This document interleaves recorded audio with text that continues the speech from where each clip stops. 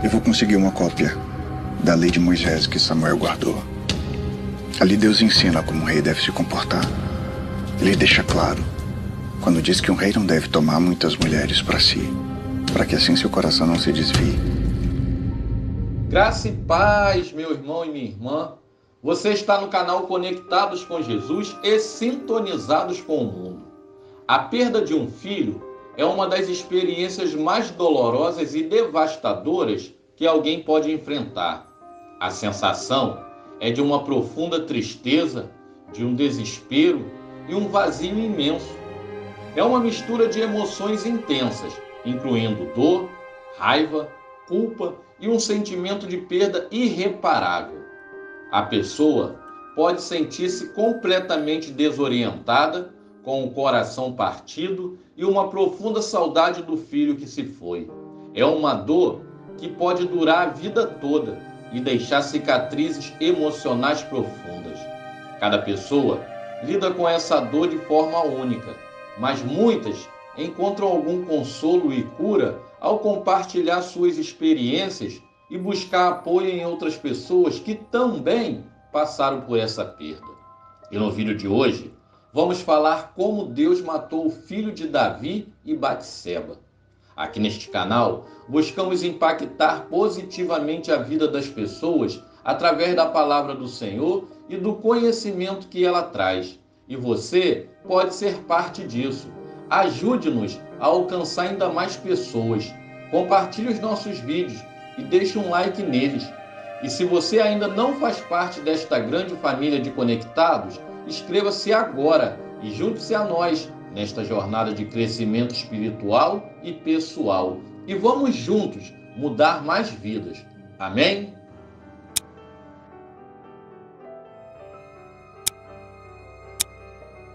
Após a morte de Urias, o rei Davi manda chamar Batseba e assume a barriga dela perante toda a nação de Israel. Como Davi era muito querido por todos, imagine como foi a reação do povo ao saber que o rei Davi estava assumindo o filho de um dos seus valentes morto em batalha. Vamos contextualizar então para você entender. João chega para dar a notícia da morte de Urias a José. E João diz: "Rapaz, você não sabe o que aconteceu." E José responde: "O que foi, homem?" E João diz: "Urias, um dos 30 valentes, morreu." E José fica triste e se lamenta. E João diz: "Homem, você não sabe da maior. Não tem Davi, o nosso rei? Ele vai assumir o filho de Urias."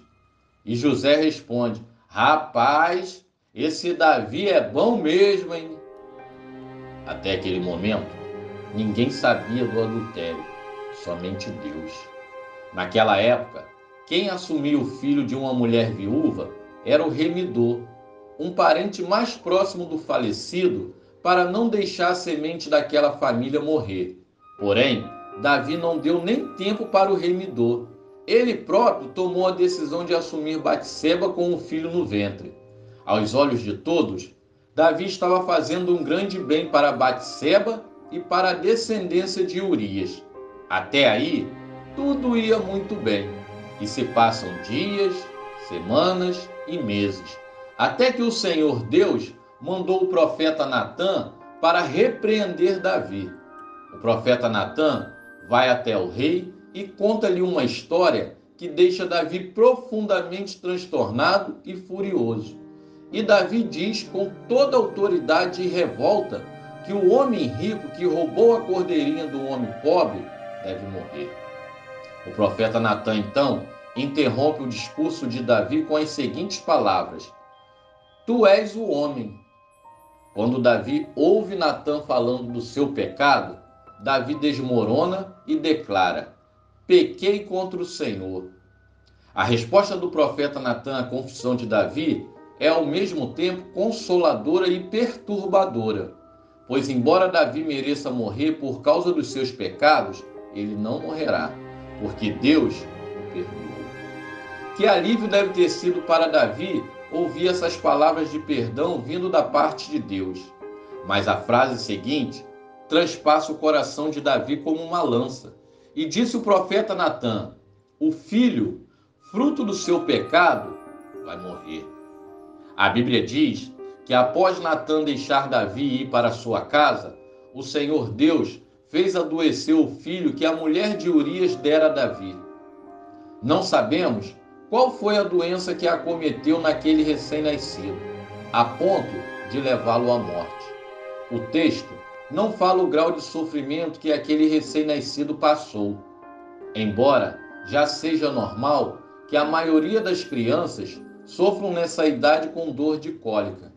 Então, Davi implora a Deus em favor da criança. A Bíblia diz que Davi jejuou e, entrando em casa, ele passou a noite deitado no chão, e os seus oficiais do palácio tentaram fazê-lo levantar-se do chão, mas ele não quis e recusou-se comer. Meu irmão e minha irmã que está vendo este vídeo, você acha certo a atitude de Davi em suplicar pela vida da criança, mesmo quando Deus já havia dito que iria tirar-lhe a vida? Fico imaginando o sofrimento de Batseba, pois sempre nesses casos, a mãe ela sofre mais que o pai. E no 7º dia de vida, a criança morreu. A Bíblia diz que os servos de Davi temiam informá-lo de que a criança era morta, porque diziam: eis que, estando a criança ainda viva, lhe falávamos, porém o rei não dava ouvidos à nossa voz. Como, pois, lhe diremos agora que a criança é morta? E viu Davi que os seus servos cochichavam uns com os outros. Ele então entendeu que a criança era morta e perguntou aos seus servos: é morta a criança? E eles responderam: sim, morreu. Então Davi se levantou, lavou-se, ungiu-se, mudou de vestes, entrou na casa do Senhor e adorou. E depois veio para sua casa e pediu pão. Puseram-lhe diante dele e ele comeu. E disseram-lhe seus servos: que é isto que fizeste? Pela criança viva, tu jejuastes e chorastes. Porém, depois que ela morreu, te levantastes e comestes pão. E respondeu Davi: vivendo ainda a criança, jejuei e chorei, porque pensava: quem sabe se o Senhor se compadecerá de mim e continuará viva a criança. Porém, agora a criança que é morta, por que jejuaria eu? Poderei eu fazê-la voltar? Eu irei a ela, porém, ela não voltará para mim. Do ponto de vista dos servos, Davi deveria chorar após a morte da criança. Mas Davi reagiu com tanta calma e serenidade ao saber da morte, que aqueles servos ficaram impressionados. A reação incomum que Davi teve pode ser explicada, pois a morte da criança não foi surpresa para ele, pois Davi já tinha sido advertido por Deus por intermédio do profeta Natã, que o seu filho, fruto da sua união pecaminosa com Batseba, morreria. Essa morte foi a vontade revelada de Deus. O grande pesar de Davi foi para expressar o seu arrependimento diante dessa vontade. Sua atitude indica que ele aceitou a morte da criança como a vontade do Senhor. Meu irmão e minha irmã que está vendo este vídeo, gostaria de te fazer uma pergunta. Em sua opinião, qual é a pior dor? Você gerar um filho e ele ficar doente e morrer com 7 dias de recém-nascido? Ou você gerar um filho e quando ele crescer, ele descobre que é fruto de um adultério e que o seu pai foi assassino do marido legítimo de sua mãe? Ou você gerar um filho e ele viver em uma família infernal, com muitas brigas e discussões, até chegar ao ponto em que o seu próprio irmão estuprou a sua própria irmã. A morte da criança é o primeiro de uma série de acontecimentos dolorosos na vida de Davi, resultantes do pecado relacionado a Urias e Batseba. Então, após o sepultamento da criança, Davi consolou a sua esposa Batseba e teve relações com ela. E ela engravidou novamente e deu à luz a um filho, a quem Davi deu o nome de Salomão. E Deus amou o menino e mandou que o profeta Natã lhe desse o nome de Gedidias, porque o Senhor Deus o amava. Um detalhe muito importante nesta história é que no versículo 15, a Bíblia descreve Batseba como a mulher de Urias, que dera um filho a Davi. Mais à frente, no versículo 24, há uma mudança significativa, pois a Bíblia dessa vez a descreve como a esposa de Davi, que lhe deu um filho chamado Salomão. Podemos concluir então que Deus aceitou este segundo filho e também aceitou Batseba como esposa de Davi. É muito comum vermos as pessoas fazerem as suas escolhas, sem pensar nas consequências que elas trarão. Para muitos, e talvez para nós mesmos, o que vale na hora da escolha é o prazer imediato e a vantagem que se obterá. A preocupação com as consequências e implicações é mínima, ou até mesmo inexistente.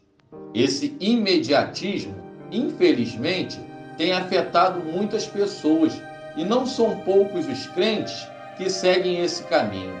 O resultado são inúmeros conflitos e dramas familiares. A história de Davi e de seu adultério com Batseba serve para demonstrar que na vida não podemos fazer nossas escolhas de modo inconsequente. Todas as escolhas que fizermos trarão consequências, que podem ser boas ou ruins, para a nossa vida e para a vida dos nossos familiares. E são essas escolhas que nos aproximarão ou nos afastarão de Deus. Precisamos confiar no Deus a quem entregamos a nossa alma e o nosso destino eterno. Como disse Abraão há muito tempo, não fará justiça o juiz de toda a terra? Até aqui nos ajudou o Senhor. Seja um colaborador, se inscreva em nosso canal. A sua inscrição ela é muito importante para levarmos o Evangelho adiante. Compartilhe este canal, pois tem sido bênção na vida de muitas pessoas. Que o Senhor te abençoe e te guarde. Que o Senhor faça resplandecer o seu rosto sobre ti e tenha misericórdia de ti. Que o Senhor levante sobre ti o teu rosto e te dê a paz. Até o próximo vídeo e que Deus te abençoe.